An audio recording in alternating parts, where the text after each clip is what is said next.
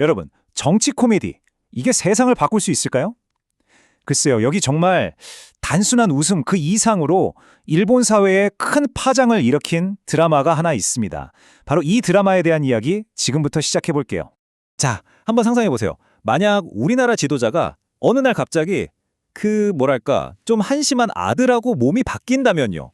네, 바로 이 황당하고도 기발한 질문에서 2015년 일본 드라마 타미오는 시작됩니다. 이 갈등의 핵심은 뭐냐면 바로 이 엄청난 차이에 있어요. 아버지는 아주 강경한 보수 총리인데 아들은 여자력이 높다고 하죠. 미용이나 요리에 훨씬 더 관심이 많은 거예요. 근데 어느 날 갑자기 바로 이 두 사람의 영혼이 뿅 하고 뒤바뀌어 버립니다. 근데 있잖아요. 이 황당한 설정이 그냥 웃기려고만 만든 게 아니었어요. 이건 사실 굉장히 날카로운 정치 풍자를 숨겨놓은 일종의 트로이의 목마 같은 거였죠. 여기서 진짜 재미있는 포인트가 뭐냐면요. 드라마에 총리가 막 한자를 잘 못 읽어서 쩔쩔매는 장면이 나오거든요. 이게 사실 당시 일본 정치인들이 연설하다가 실제로 한자를 잘못 읽어서 망신당했던 그런 실제 사건들에서 영감을 얻은 설정이라는 겁니다. 정말 대담하죠? 생각해보세요. 아들 영혼이 들어간 총리가 의회에 섰는데 준비된 연설문을 못 읽는 거예요. 복잡한 한자를 모르니까요. 그래서 어떻게 됐을까요? 그냥 자기 생각대로 아주 쉽고 솔직하게 말해버린 거죠. 근데 이게 웬걸? 그게 오히려 딱딱한 정치인들 말보다 대중들한테는 더 진솔하게 들렸던 겁니다. 의도치 않게 인기가 폭발한 거죠. 그리고 그 결과는요, 정말 엄청났습니다. 여기 보세요. 텔레비전 드라마 아카데미상, 컴퓨던스 어워드, 갤럭시상, 그냥 일본의 주요 TV 시상식은 모조리 휩쓸어버렸어요. 작품상, 각본상, 감독상은 물론이고 배우들 상까지. 그러니까 대중들한테도 평론가들한테도 완벽하게 인정받은 그야말로 초대박 작품이 된 겁니다. 자, 그런데 타미오의 성공을 이야기할 때 절대로 빼놓을 수 없는 사람이 한 명이 있습니다. 주연도 아닌데 그야말로 신드롬을 일으킨 한 조연 캐릭터가 있거든요. 바로 이 사람, 총리비서 카이바라 모헤이입니다. 배우 타카하시 이세이가 연기했는데요. 항상 무표정에 일은 엄청나게 잘하고 또 총리한테까지 뼈 때리는 말을 서슴지 않아요. 근데 또 충성심은 엄청나거든요. 이 혼란스러운 정치판 한가운데서 유일하게 냉정함을 잊지 않는 이 모습에 시청자들이 완전히 매료된 거죠. 그 인기가 어느 정도였냐면요. 아예 이 카이바라 비서가 주인공인 스핀오프가 나왔어요. 웹시리즈도 나오고 TV 스페셜도 나오고 심지어 책까지 나왔습니다. 조연 캐릭터가 이 정도로 자기만의 프랜차이즈를 만든다는 건 진짜 보기 드문 일이거든요. 이 역할 덕분에 배우 타카시 이세이는 그야말로 스타덤에 오르게 되죠.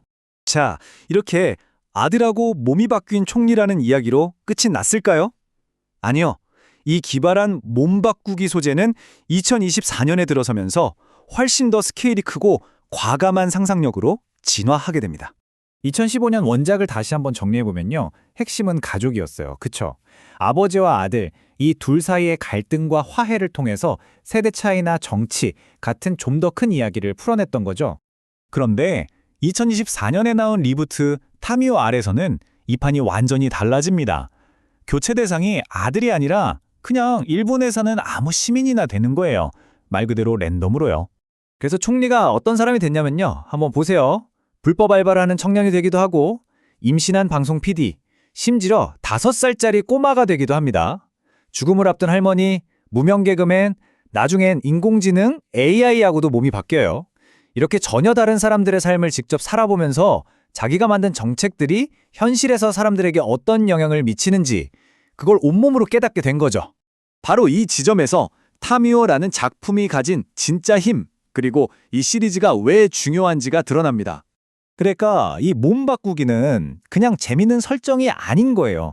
이건 지도자가 국민의 삶을 말 그대로 몸소 체험하게 만드는 아주 강력한 서사 장치인 거죠. 정치를 권력 다툼이 아니라 다른 사람의 입장이 되어보는 궁극의 공감 훈련으로 만들어버리는 겁니다. 이걸 학자들은 이상적인 민주주의에 대한 비유라고까지 분석해요. 한번 볼까요? 1단계, 강제로 몸이 바뀝니다. 2단계, 그 사람의 고통과 기쁨을 직접 경험하죠. 3단계, 그들의 문제를 머리가 아닌 가슴으로 이해하게 됩니다. 그리고 마지막 4단계, 원래 몸으로 돌아와서 진짜 공감을 바탕으로 한 정치를 펼치게 되는 거죠. 결국 진정한 이해는 그냥 귀로 듣는 게 아니라 다른 사람의 신발을 신고 직접 걸어보는 데서 온다는 그런 강력한 메시지를 던지고 있는 겁니다. 타미오가 우리에게 궁극적으로 던지는 메시지는 어쩌면 굉장히 단순하고도 명확합니다. 더 좋은 정치를 만들고 더 나은 세상을 만드는데 가장 필요한 건 대단한 정책이나 막강한 권력이 아닐지도 모른다는 거죠. 어쩌면 가장 강력한 무기는 다른 사람의 아픔을 상상하고 공감하는 능력, 바로 그 상상력일지도 모릅니다. 자, 그래서 마지막으로 여러분께 이 질문을 한번 던져보고 싶네요.